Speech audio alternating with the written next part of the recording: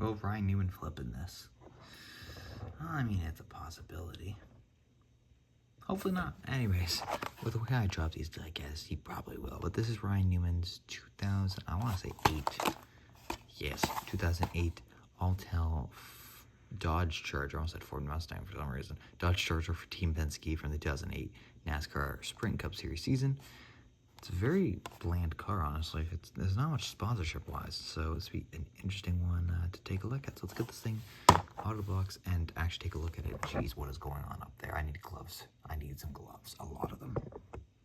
So here's the car out of the box. It's a, yeah, like I said, it's a pretty basic scheme, I think. This should be a pretty quick review, but here is a look at the kind of card. It's kind of like, I think it's supposed to be, I don't know, I think this is just supposed to be like a kind of a trading card sticker thing. I don't think it actually peels. I don't really want to attempt to peel it, but it almost looks like it could. I think it's just a piece of paper though. Very shiny chromy though. You'd have to charge extra for this to line up because it's a foil design. This is actually hurting my eyes. But here's the rest of it. I can't look at that anymore. It was really actually starting to hurt my eyes. But the car is out of the box now. And taking a look at the front end, a little scuff there, we'll look at that later. On the front hood, you have Alltel, Mobil 1, Dodge Charger, number 12. No Penske logo, which is interesting.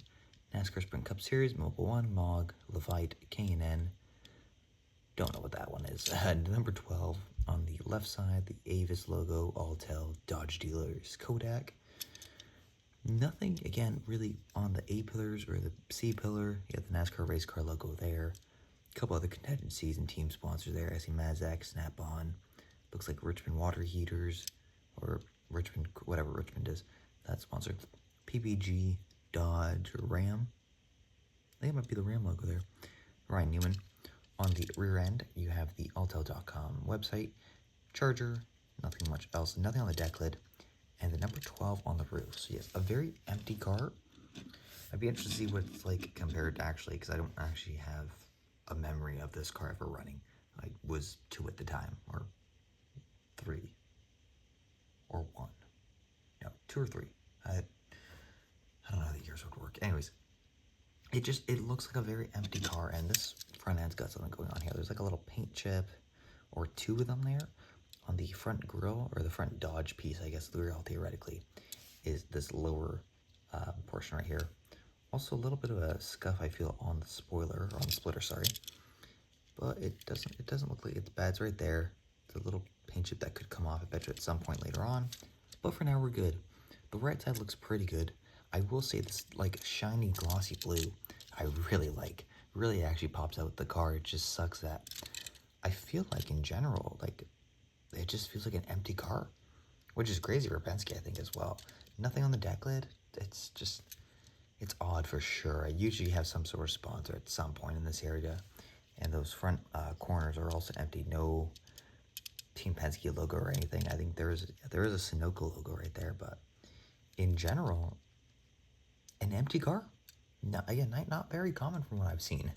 This is the earliest Penske car I can get of the Gen 5 era. The other ones I have are the Keselowski Miller Lite, number 2 over there, as well as his standard Miller Lite car from 2012. That's it, from my knowledge. Maybe I have another one somewhere laying around? I don't think so. I have a 2012, I think, Xfinity car, but that doesn't really count for this. So there isn't much to compare this to. I don't think I've ever actually gotten an Alltel car. That's a lie. I did get the Gen 4 2002 car, let's say. Maybe 2003. So there's really no comparison at all. I don't have that car with me to compare it to, which is unfortunate. Also noteworthy, Kodak was a sponsor of Penske. I don't ever recall that. There was never a yellow Kodak Penske car. I would definitely remember that. There have been other yellow cars, specifically a Joey Logano car, but nothing else there. Otherwise, though, pretty empty car. It is nice to have as a COT, though. Number 12.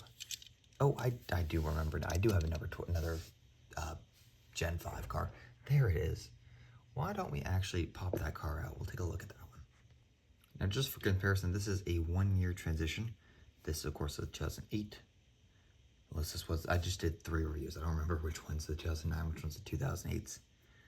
Assuming this is the 2008, because I believe this one's based off of the 2009 car. This is the Keselowski. A lot of difference. There isn't really anything similar, but I do want to see. Yeah, I guess it is also empty here on the front end.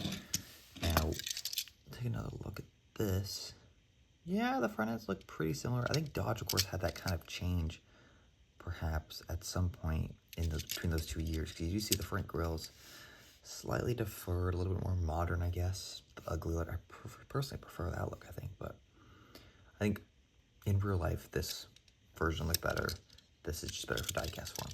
But again, nothing crazy in similarities. I don't see a Kodak logo anywhere on there, but also very empty in those areas I previously discussed around like the deck lid and the seat pillar. The rear end also is pretty similar. This is actually probably the most similarities you have between these two cars. It's just this white stripe is on the bottom and it gets cut off later on. So yeah, again, nothing really to compare these cars to. I'm sure they made another Alltel Newman at some point in the Gen 5s, right? I think there should be one more. I could be wrong. I forget if it's 2007 or 2008 it came in. I want to say it was 2008 the COT came around. But once again, I have no idea because I don't think I've ever gone a 2007 COT. I can never forget. I can never remember those years because I feel like for some reason, I'm pretty sure I'm right on this. Like I'm totally just yapping. They laid like a mid-season swap at like Bristol or something. Again, I could be totally wrong, but that's how I recall it. Otherwise, nothing much else about this car. It is nice again, like to have. Like I said previously, it's a little empty for my liking. And I do actually think I prefer the old Alltel car, but for now, it's not bad. You don't get many number 12s, I feel like, from that day, from that era. We had a bit of a dry spell, you know.